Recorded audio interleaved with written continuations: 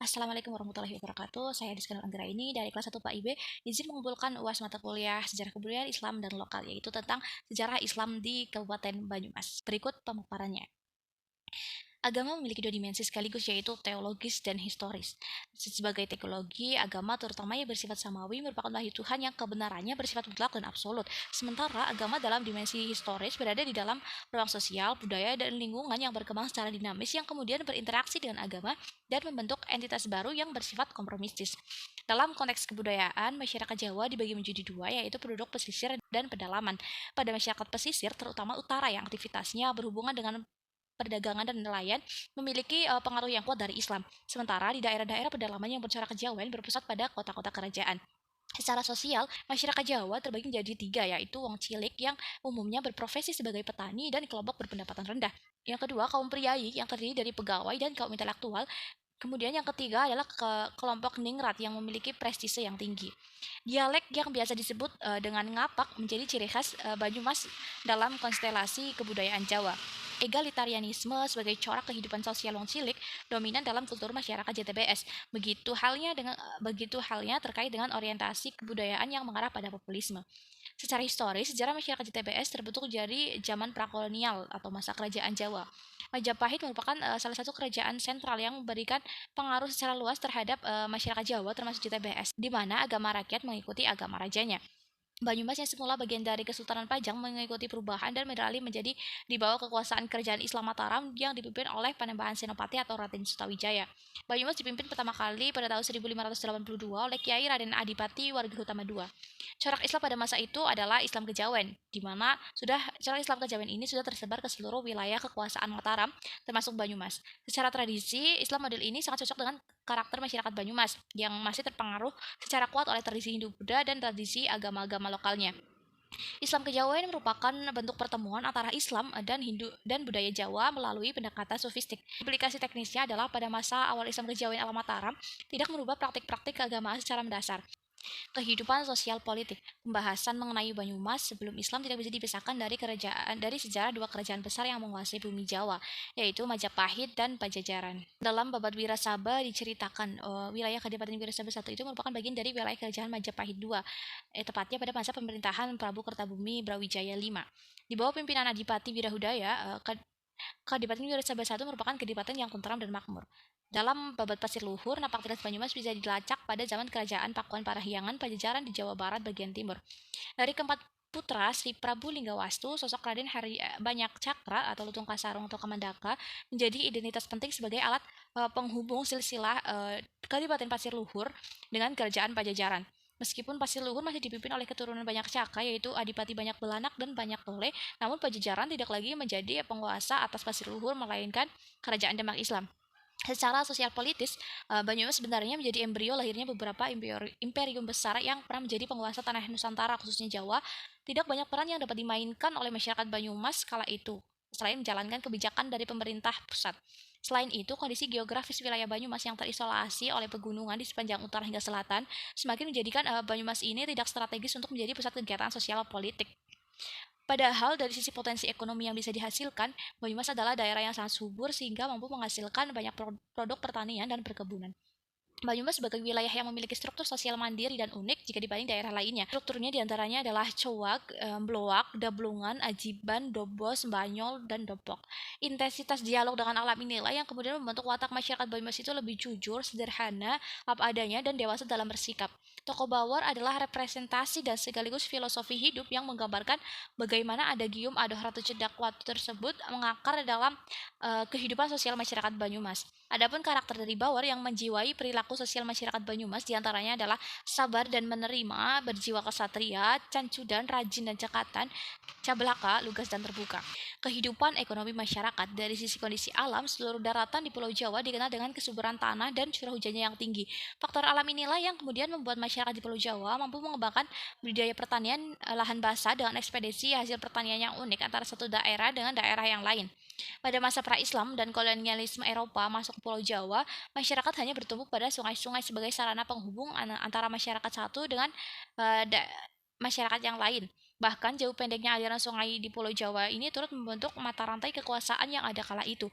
Aliran sungai yang jaraknya jauh dapat dijadikan sebagai pusat kerajaan besar, sedangkan aliran yang pendek hanya mampu membangun sebuah kekuasaan yang relatif kecil seperti kadipaten. Pola perekonomian masyarakat Jawa, termasuk Banyumas, sedikit mengalami perkembangan ketika memasuki abad keempat, di mana kerajaan-kerajaan besar di Jawa, yaitu Tarumanegara, Mataram, Majapahit, mulai membuka jalur perdagangan dengan negara-negara lain di kawasan Asia seperti India dan Cina. Islamisasi di wilayah Jawa Tengah bagian barat. Peran Wali Songo. Wali Songo merupakan sembilan ulama yang merupakan pelopor dan pejuang pengembangan Islamisasi di Pulau Jawa dan pada abad kelima. Dewan dakwah tersebut sengaja dinamakan Wali Songo untuk menarik simpati rakyat yang pada waktu itu masih belum mengerti apa sebenarnya agama Islam itu. Di beberapa tempat ditemukan adanya peninggalan sejarah yang membuktikan bahwa Islam itu sudah lebih dahulu masuk ke bumi Nusantara sebelum kedatangan Wali Songo. Relasi bisnis yang terjadi antara pedagang dari Jawa dan dari negara-negara Islam mungkin menjadi titik awal persentuhan antara masyarakat Hindu Jawa dengan Arab Islam. Suasana politik yang tidak stabil di tanah Jawa dimanfaatkan oleh banyak kalangan untuk memperkuat pengaruh baik politik, ekonomi, sosial maupun keagamaan. Salah satunya Sultan Muhammad I yang kemudian membentuk tim ekspedisi dakwah ke tanah Jawa yang dipimpin oleh Maulana Malik Ibrahim. Dan misi utamanya adalah melakukan dakwah Islam dengan menonjolkan sisi moralitas, pembangunan ekonomi, dan masalah keamanan kepada masyarakat Jawa. Yang tercatat dalam sejarah, Wali Songo ada 6 angkatan yang masing-masing angkatannya itu memiliki peranan tersendiri dalam penyebaran agama Islam seperti mendirikan pesantren ataupun padepokan dan dengan strategi yang berbeda-beda tentunya.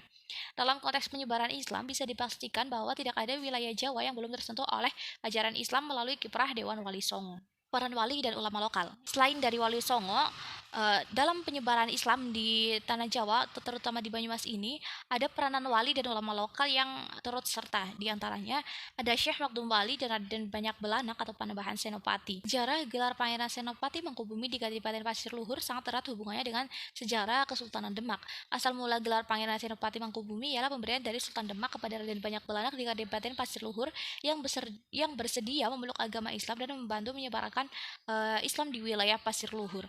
Untuk mempermudah dalam melakukan dakwah, Pangeran Makdum Wali meminta kepada Adipati Banyak Belanak untuk membangun sebuah padepokan yang kemudian dikenal dengan Padepokan Degah Ambawang Gula Gumantung yang berfungsi sebagai tempat ibadah, masjid dan sekaligus tempat pusat pengajaran agama Islam. Duet antara Pangeran Makdum Wali dan Adipati Banyak Belanak ini berhasil secara gemilang dalam menjalankan misi dakwahnya dan terbukti dari banyaknya adipati yang masuk Islam. Yang kedua ada Syekh Abdul Somad dari Jombor Cipete Cilongok Banyumas. Peranan beliau yaitu melakukan perjalanan dakwah untuk menyebarkan agama Islam dari daerah ke daerah yang berakhir di daerah Jombor Cipete. Beliau juga berjasa menyembuhkan Nyai Saketi dari putri dari Mbah Kroya. Beliau mendirikan padepokan pesantren sebagai basis dakwahnya dan mulai pengajaran dengan jumlah santri yang setiap harinya itu terus bertambah. Meskipun beliau sudah lanjut usia saat di Jombor yaitu sekitar 60 tahunan, kualitas keilmuan dan karomah yang dimiliki oleh beliau membuat orang-orang itu berduyun-duyun datang dari luar Cipete hanya untuk menimba ilmu di padepokan. Yang ketiga ada Pangeran Jambu Karang dan Syekh Atas Angin. Pangeran Jambu Karang beliau diyakini sebagai wali tertua yang menyebarkan agama Islam di tanah Jawa. Sedangkan Syekh Atas Angin dan anak keturunannya berhasil mengembangkan Islam di daerah Cahyana dan sekitarnya. Yang keempat ada Syekh Abdul Kahfi. Pada usia yang ke-24 tahun, beliau memulai misi dakwahnya ke tanah Jawa dan pertama kali mendarat di pantai Karangbolong, Kebumen. Setibanya di Kebumen, Syekh Abdul Kahfi Al-Hasani ini berusaha menaklukkan dan mengislamkan Resi Darapundi di Candi Karanganyar, Resi Candra Tirto di daerah Candi Wulan, serta Resi Danu Tirto di daerah Candi Mulyo. Beliau saat di Ampel juga turut membantu dakwah Islam di daerah Sunan Ampel, dan atas perintah dari Sunan Ampel, beliau mendirikan pesantren di daerah Sayung, Demak. Kiprah beliau di Sayung tergolong sukses dan terbukti banyaknya masyarakat Demak yang memeluk Islam. Bahkan beberapa penyebar Islam dari daerah Kudus meminta beliau untuk mendirikan pesantren di Kudus juga. Kemudian pada akhirnya beliau itu bermukim di Somalangu dengan mendirikan pesantren yang dikenal dengan Pesantren Al-Kahfi Somalangu di daerah Kebumen. Yang kelima ada Syekh Mubin Bulus Pesantren. Nama aslinya adalah Muhammad Najmuddin Ali Mubin, seorang dari keturunan Syekh Abdul Qadir Al-Jilani. Gabungan antara keteladanan dan karya tulis inilah yang membuat dakwah Syekh Mubin berkembang dengan pesat dan semakin memperkuat nilai-nilai Islam di pesisir pantai selatan Jawa. Kebangkitan Islam Puritan. Gerakan Puritanisme lahir sebagai paham baru yang dipelopori oleh gerakan Wahabi pada abad ke-18 dan Salafi pada akhir abad ke-19. Puritanisme bertujuan untuk mengajak umat Islam itu kembali kepada identitas Islam otentik. Secara global, gerakan ini ditujukan kepada Ibnu Taimiyah dan Muhammad bin Abdul Wahhab. Islam Puritan sering dianggap tidak mempertimbangkan proses asimilasi dan akulturasi adat dan kepercayaan setempat. Akibatnya banyak kalangan yang berpandangan bahwa Islam Puritan terinspirasi oleh Wahhabisme, yaitu yang sangat gencar melawan semua bentuk apresiasi terhadap adat dan tradisi lokal. Beberapa faktor yang melatar belakangi mudahnya spirit pembaruan Wahabi ini diterima oleh beberapa ulama di Indonesia, diantaranya karena medan dakwahnya Nusantara saat itu berhadapan langsung dengan ajaran animisme, dinamisme, dan pengaruh Hindu-Buddha, sehingga dimanfaatkan oleh Wahabi untuk menyebarkan Islam agar kembali kepada pemurnian dan tidak bercampur kepada budaya lokal. Berdasarkan pengamatan penelitian, terdapat dua gerakan organisasi keislaman Puritan yang berkembang di wilayah Banyumas, yaitu Majelis Tafsir Al-Quran dan Al-Irsyad. Tren Islam moderat. Islam moderat dalam konteks keindonesiaan adalah Islam yang menyejukkan, bukan ekstrim atau radikal, anti terhadap kekerasan, atau tidak menempuh garis keras di dalam mengimplementasikannya. Islam moderat ditandai dengan beberapa karakteristik, yaitu berperilaku normal atau tawasud di dalam mengimplementasikan ajaran agama, menghindari kekerasan, toleran terhadap perbedaan pendapat, memprioritaskan dialog, berpikir rasional berdasarkan wahyu, mengakomodir konsep-konsep modern yang secara substansial mengandung maslahat, menafsirkan teks secara kontekstual, dan menggunakan ijtihad di dalam menafsirkan apa yang tidak termaktub di dalam Al-Quran atau Sunnah. Sifat sosiatinya lebih mengacu kepada pencipta peradaban. Perkembangan NU di Jawa Tengah bagian selatan. Warga Banyumas dan sekitarnya mayoritas beragama Islam dan merupakan Nahdiyin. Puan Jawa yaitu Jarkoni, yaitu ngajar orang lakoni, mengajari tapi tidak melakukan atau tidak memberi contoh, bisa menjadi ilustrasi untuk menjelaskan internalisasi nilai sufistik ini dalam hubungan sosial orang Banyumas. NU di Banyumas tidak hanya besar dan kuat secara agama, tetapi juga kuat secara ekonomi. Dilihat dari lembaga pendidikan, NU di wilayah Banyumas dan sekitarnya memiliki cukup banyak lembaga pendidikan di bawah naungan LP Ma'arif. Perkembangan Muhammadiyah di Jawa Tengah bagian selatan. Masyarakat Muslim Purwokerto dan Kabupaten Banyumas pertama kali mengenal Muhammadiyah adalah ketika Kiai Haji Ahmad Dahlan memberikan pengajian akbar di Masjid Agung Baitus Salam pada tahun 1920.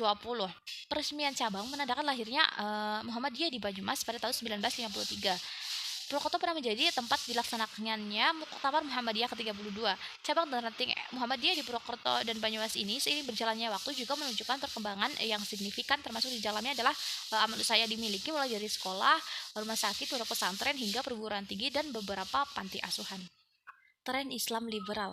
Lahirnya pemikiran Islam liberal di kalangan pemikir dan intelektual Indonesia tidak dapat terlepas dari pengaruh dari para pemikir barat yang menggagas liberalisasi Islam.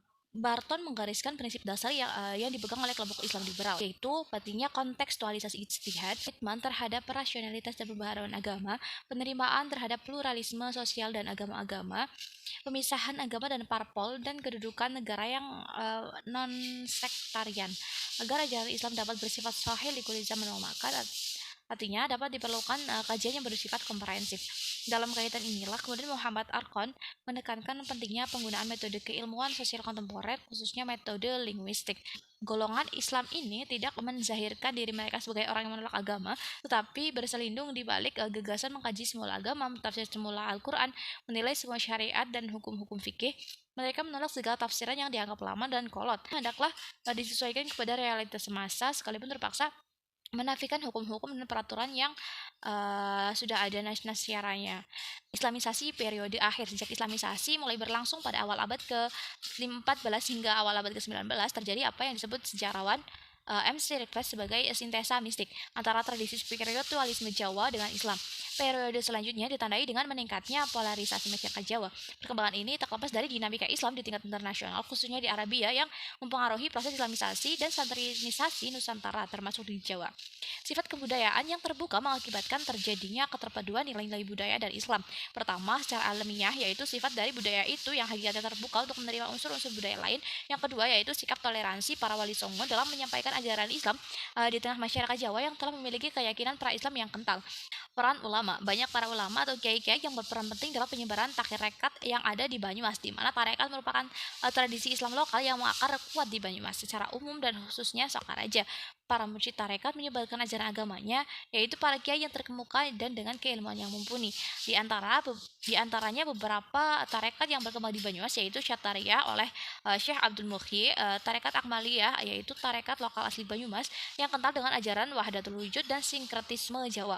Tiga, dan Naqsabandi Al-Khalidi oleh Kiai Muhammad Ilyas, yang keempat adalah tarekat Syadziliyah oleh Kiai Muhammad Asfiyah. Tarekat dan ekonomi batik. Sejak kolapsnya industri gula pada akhir 1920-an, batik telah menggantikan menjadi penggerak utama ekonomi lokal di Sokaraja. Dinamika gerakan tarekat di Sokaraja berkaitan erat dengan perkembangan pengusahaan batik pribumi, karena biasanya para guru tarekat juga merupakan para pengusaha batik yang sukses.